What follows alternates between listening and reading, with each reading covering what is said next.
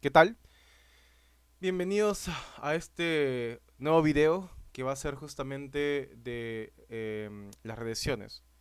Entonces, en este caso voy a hacer también unas anotaciones importantes en un blog de notas, que son los supuestos. Les he dejado el libro de Field, que me parece muy importante, pero voy a escribirlos igual acá en este video para que los tengan presente. Los supuestos antes de hacer una regresión. ¿Bien?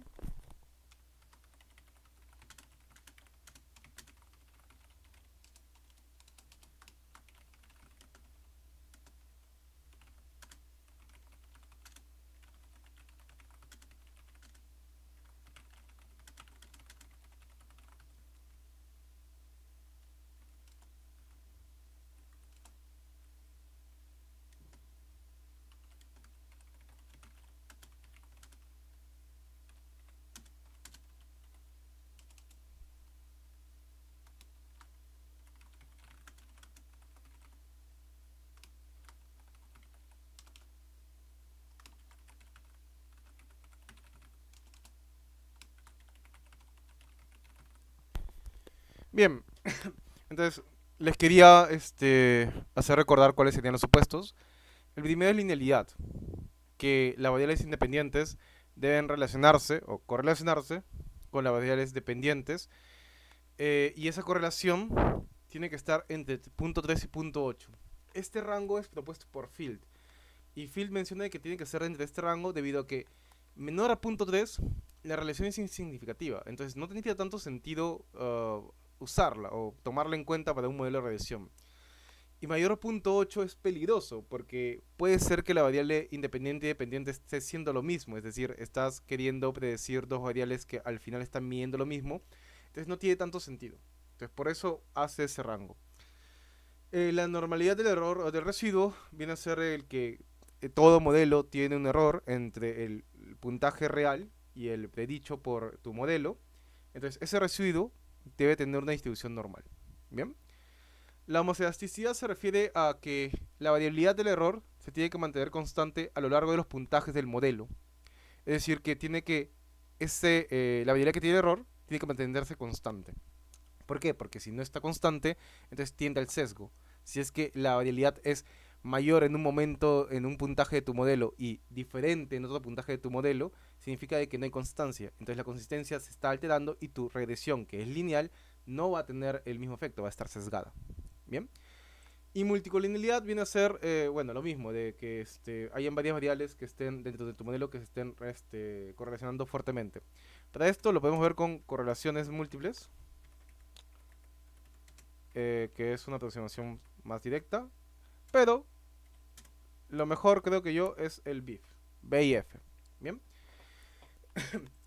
entonces vamos a primero a aprender o recordar cómo sería una correlación. Bien, entonces regresamos acá al script de R y vamos a crear primero una base de datos llamada, o perdón, un objeto llamado BD correlaciones. Ya, pueden de nuevo, pueden poner lo que ustedes deseen. Y estoy utilizando la misma base de datos del video de comparaciones de PDT.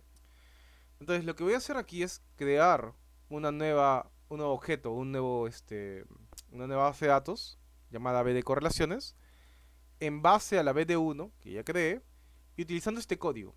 Bien, ese código de esencia lo que está haciendo es, quiero que me elijas solamente estas tres columnas. Porque si se dan cuenta, la base de datos tiene ID, condición. Y no me sirve o no las quiero para una correlación. No, no las necesito. Entonces, ¿cómo hago? Solamente utilizo este pequeño código de acá y entre paréntesis elijo cuáles son las columnas que yo quiero. Nada más. Entonces lo corro y ahora que he creado B de correlaciones, creo un objeto de correlación. Le voy a poner matriz core. Y este objeto, que puede tener cualquier nombre de nuevo, va a contener la correlación. Este es el código de correlaciones. Y dentro voy a colocar la base de datos, B de correlaciones. Bien. Entonces la corro. Y una vez que lo he corrido, solamente corro matriz core. Y ahí puedo ver las correlaciones acá abajo. Bien. Entonces, Acá puedo ver que entre autoeficacia y aprendizaje percibido el puntaje es punto 35 y entre autoeficacia y nota es punto 13. Por ejemplo, acá tendríamos un pequeño problema, porque el puntaje de tu variable independiente con tu variable dependiente en correlación es menor a punto 3. Entonces, este no es un buen indicador y no hay linealidad, no se cumple. Bien. Aprendizaje percibido con nota también es bajito. De hecho, no se cumple. Entonces, en términos bien puntuales, las variables del modelo no cumplen con linealidad. Pero como este es un ejercicio, prefiero terminarlo para que ustedes también puedan verlo, ¿no? Entonces vamos a generar ahora sí el modelo de regresión lineal. Bien, entonces esto es también en caso tengan alguna duda, cuando quieran correr o identificar cómo usar todos los argumentos del código de la regresión lineal, se llama LM el código de regresión lineal. Bien, entonces solamente lo corren y buscan en dónde está LM. Entonces vamos a bajar hasta encontrar LM, que me parece que es stats. A ver, acá está, ¿ven? Stats LM, Fitting Linear Models. Entonces le dan aquí clic y van a ver todos los argumentos que pueden hacer con el código de R. No se preocupen, para los ejemplos y para la vida no van a necesitar tantos argumentos, solamente los que van a ver este video. Pero si en un momento quieren complejizar más su código, acá les dicen cómo hacerlo. Bien. Y acá abajo también están sus ejemplos de cómo correrlo.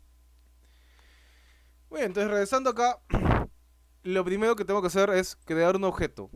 Yo le he puesto regresión 1. Y el código a utilizar es LM. Y dentro, si se dan cuenta, es muy similar al código T. Literal es lo mismo que el código de t-test, solamente que acá es variable continua y variable continua. Las dos son continuas. ¿Bien? Pero esta sigue siendo dependiente, nota sigue siendo dependiente, y esta se vendría cerrada la independiente, ¿no? Y BD acá sería 1. Entonces, miren esto, y regresemos al código de t-test y se dan cuenta que es lo mismo. Lo único que estoy cambiando es el t-test y las variables independientes en este caso. Entonces, en realidad es bien sencillo. Intenten hacer esa relación mental para que les quede más sencillo y puedan identificar cómo hacer una prueba T y una regresión lineal. Entonces lo corro y después de eso utilizo el código summary. Summary funciona bien para cuando tienes un objeto que es muy amplio, que tiene data demasiado extensa, porque en la t-test es bien puntual. Te doy tu P y tu grado de libertad y tu coeficiente T y tus medias. Y no necesito nada más. Pero una regresión tiene bastante data.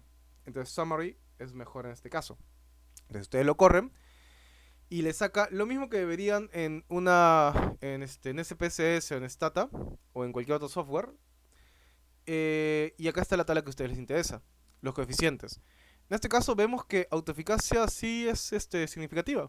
Sí predice la nota.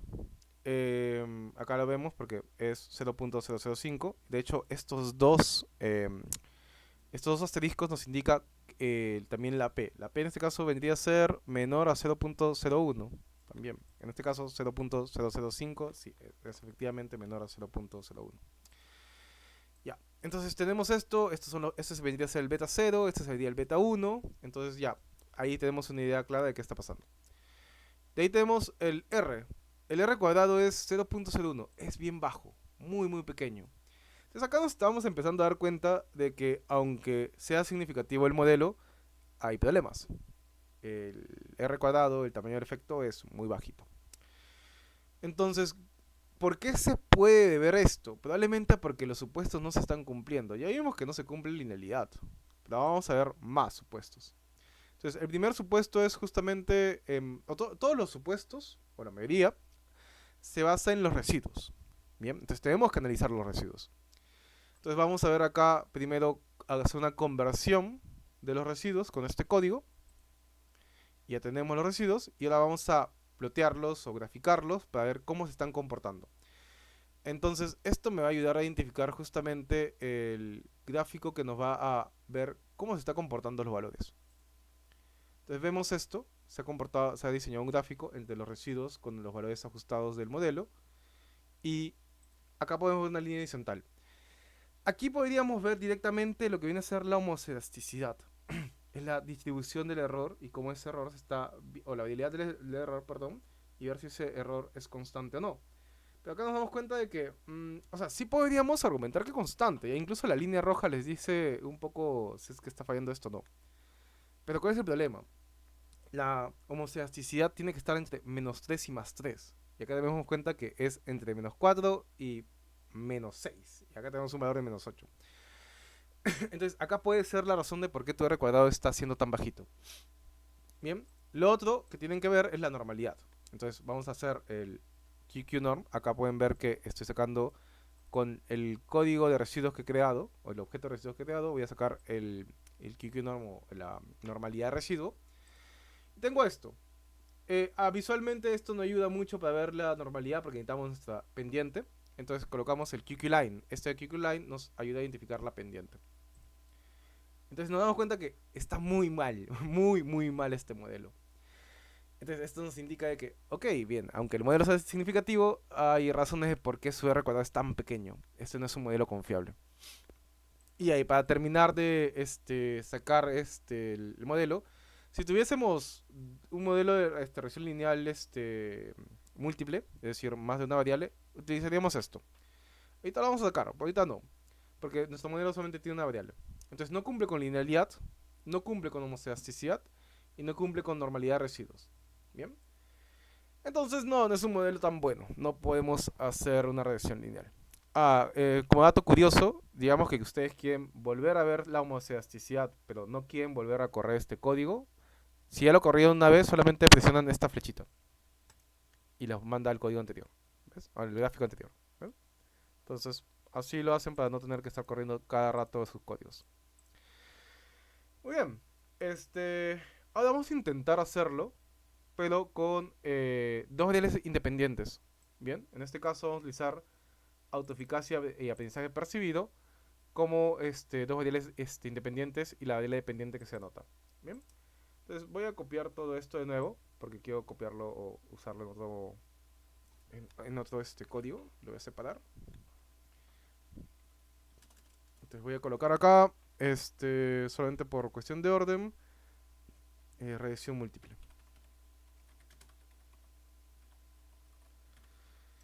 Y en verdad, créanme, es muy bien sencillo. Utilizar o volver a utilizar el código es bastante útil. Entonces vamos a crear nuestro regresión, objeto regresión 2. Y ahora en lugar de solamente autoeficacia, vamos a colocar autoeficacia y aprendizaje percibido. Entonces esto se utiliza con más. Ya, para que no se compliquen la vida. Y lo corro. Lo corro y ahora acá en summary no pongo regresión 1 sino 2. Lo vuelvo a correr y ya me salió regresión. Qué interesante, por ejemplo, que acá salga, ya no salga significativa autoeficacia, que solamente salga aprendizaje percibido. Cuando veamos mediación, esto es muy interesante justamente para una mediación. Y esto es la base que vamos a utilizar para una mediación. Que lo que antes era significativo, al momento de meter otra variable ya no lo sea, es importante. Pero bueno, en este caso solamente nos importa que el modelo sea significativo. Entonces vemos que el modelo, bueno, por lo menos uno de los valores es significativo. Y podemos identificar acá que el R cuadrado ajustado, porque tenemos que utilizar el ajustado cuando es regresión múltiple, sigue siendo pequeño, 0.07. En términos sencillos, predice el 7.5%. No es tan válido. Puede ser que esto se deba de nuevo a justamente los supuestos. Entonces vamos a sacar, regresamos acá, vamos a crear unos residuos 2, residuos para esta regresión. Y ahora voy a correr el plot para ver la homoelasticidad. Corro aquí. Ya miren, a buen ojo esto, pucha, está muy mal. A simple ojo. Valores mayores a 3 y menos 3. Por ahí que si esto estuviese entre menos 3 y más 3, podría argumentar que hay una homoelasticidad, ¿no? Pero no, los valores externos, extremos, son los que nos dicen que no. ¿Bien? Y miren, acá hasta cierto punto sí podemos ver que hay una distribución medio similar, pero no está cumpliendo. Entonces ahí puede ser el primer problema. De ahí corremos la normalidad de residuos con el gráfico. Y tenemos esto y esto. Nos damos cuenta que nos está pasando lo mismo. Está mal, muy mal la distribución de los residuos. Entonces, ya ahí ya ustedes saben que el modelo no está funcionando bien, ¿no? Pero ahora podemos utilizar el BIF para poder identificarlo. Bien. Entonces, para eso necesitamos utilizar car. Entonces lo descargamos por si es que no lo tienen. Lo llamamos. Y creamos este objeto. Este objeto puede ser lo que ustedes deseen. Yo le estoy poniendo BIFDR porque quiero llamarlo así. Pero lo que más importa aquí es el código BIF. Y dentro tienen que colocar el nombre del modelo. Yo le he puesto modelo para que recuerden que es así. Pero necesito colocar el nombre del modelo, que en este caso es regresión 2. Entonces coloco regresión 2 acá. Y lo corro. Y ahora que lo he corrido, simplemente lo llamo. Y me doy cuenta que la velocidad percibido y la autoeficacia, por lo menos sí se cumple la multicolonialidad. Porque los puntajes tienen que ser menores a punto 3, me parece. A 3, perdón.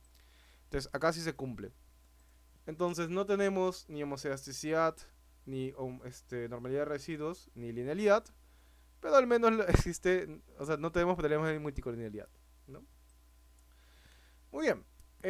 Yo creo que eso sería un poco la base para entender el código de regresión y cómo sacar los supuestos. Recomiendo que lean a Field. Field les dice a mayor profundidad estos supuestos. O sea, también por si quieren entender de dónde salen. Pero eso sería lo más básico para poder aprender a hacer una regresión. Les recomendaría que por favor intenten sacarlo con otras bases de datos, con las bases de datos que les he dejado en las nuevas sesiones, o incluso con sus bases de datos que ya tienen de otros cursos, porque eso creo que podría ser muy útil para que practiquen. ¿Bien? Y nada, eso sería todo.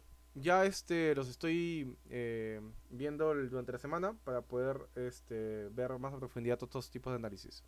Y el siguiente video que voy a dejarles va a ser justamente de análisis factorial exploratorio y CFA. Bien.